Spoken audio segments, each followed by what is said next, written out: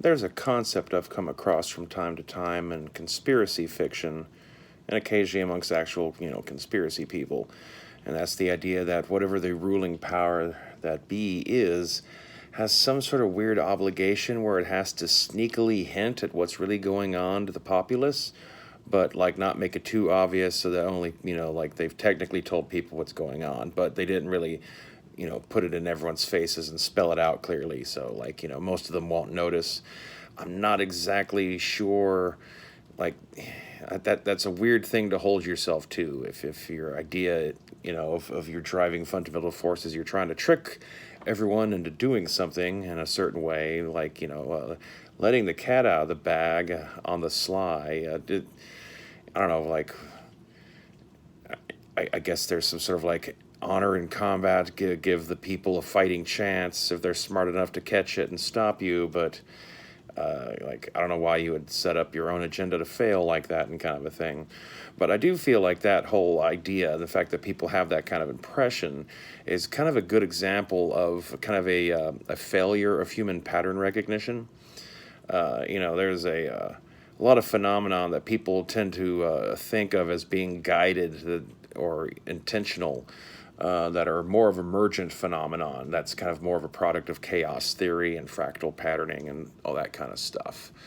Um, in terms of like the idea that there's like a technocratic timetable that's been spooled out in the form of science fiction so that it would somehow get people prepared for the future as being another like common example of this. Well, if a thing that's frequently cited as evidence that this is the case is, shows like Star Trek and the amount of technology that has been developed downwind of Star Trek, things that were like fanciful, futuristic gimmicks in the show when it first premiered in the 60s, and yet now we all have it. And, there's direct chains of, like lineage where, like Steve Jobs or Wozniak or whoever it was, was watching an episode of The Next Generation and was admiring how Data was just able to summon up different music files from the computer and was like, we should do that too, and all that kind of stuff.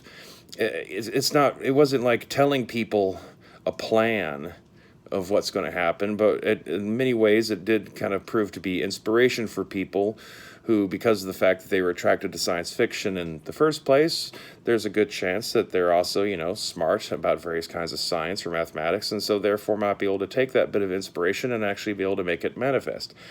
I mean, for God's sakes, there's people out there who are seriously trying to nibble away at making warp drive work, despite the fact that it's insanely problematic and not likely to ever, be a thing just because of the power requirements and all that kind of stuff.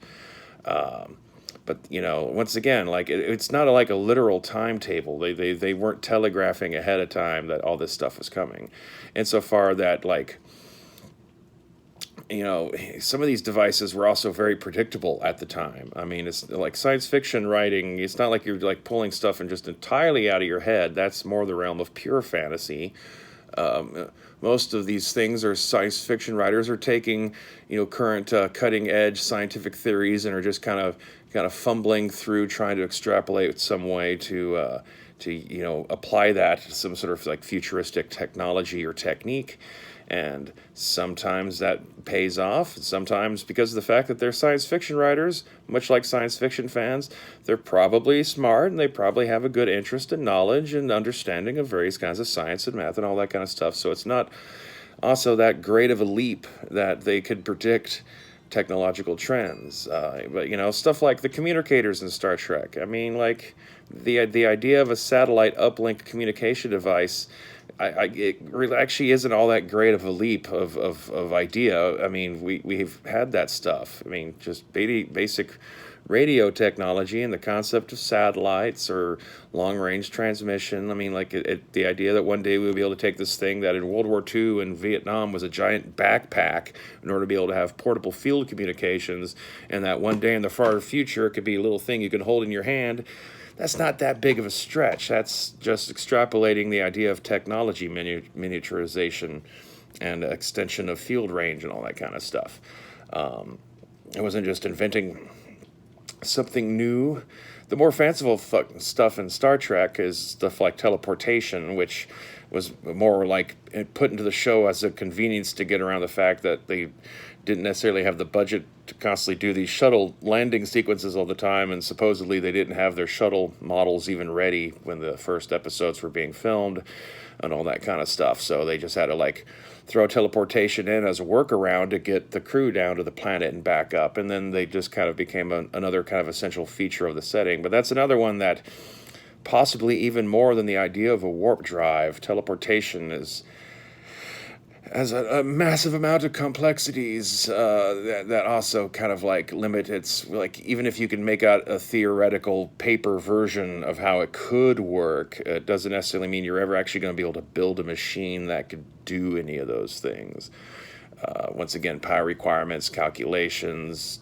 There's just still dealing with the fact that you're kind of breaking the continuity of the universe by skipping matter ahead of itself across time without transmitting the cause and effect of that matter. All that kind of stuff. Like light speed isn't just like some arbitrary thing because of a limit of how fast light can achieve, can push itself. It's the hard wall line of how fast anything can go, kind of a thing. And exceeding that rate creates a fundamental break in how the matter is supposed to order itself. The matter the matter has to be transmitted across space, kind of in a way. I don't know. Not necessarily the best of subject to be talking about in a YouTube video. The idea is, though, that, like I said, science fiction has kind of created this illusion that feeds into this idea that, like, the nefarious powers that are pulling the strings behind the scenes are, secretly leaking out stuff in sci-fi to tell us what the future is going to be, so we're not so shocked by it. People who believe in aliens, and that the U.S. government has had contact with alien civilizations and all that other kind of X-Files stuff, will say that the X-Files was an example of, they're preparing us so that we're not thrown into radical culture shock when it happens. And maybe that is the case, but as I say, I feel this is much more humans seeing a pattern out of an emergent pattern and assuming it's an intentional pattern. Another thing that ties into this is this thing that you see frequently of the current year phenomenon. It's like, well, because we're at this point in future history, we have an expectation that is created by science fiction that by this point we're supposed to have certain sort of social development X having occurred by now, and that we're lagging behind somehow by having not achieved it. And I feel like that kind of fits somewhat into the like there are things that happen in the human psychology that kind of give an almost religious prophetic quality to a lot of various kinds of storytelling, even whether or not that story was invented or designed or intended to be viewed through any sort of religious and or prophetic context. But clearly, a lot of things that has come from science fiction, in particular Star Trek, once again, has set some sort of expectation.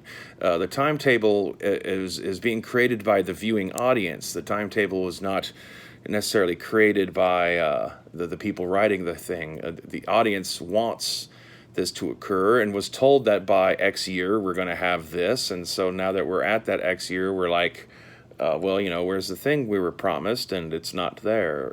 The old "where are our flying cars" kind of thing when the year 2000 came around. Why haven't we gone green yet? Why don't we have perfect racial harmony on the planet? All these sorts of things. The reason why we have that current year expectation is because science fiction has put those expectations into our mind, but science fiction is not an act of prophecy.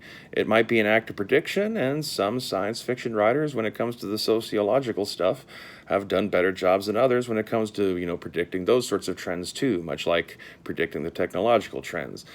Some things are a bit more outlandish or a bit more of a broader swing to try to tap that ball back over there over the fence, and you might end up missing, or you might get a dramatic hit. safer sociological predictions that are already based on trends that the people writing about at the time were already observing in motion. Those are more likely to bear fruit, even if the exact timing doesn't quite match. There's a lot of in the 50s and 60s.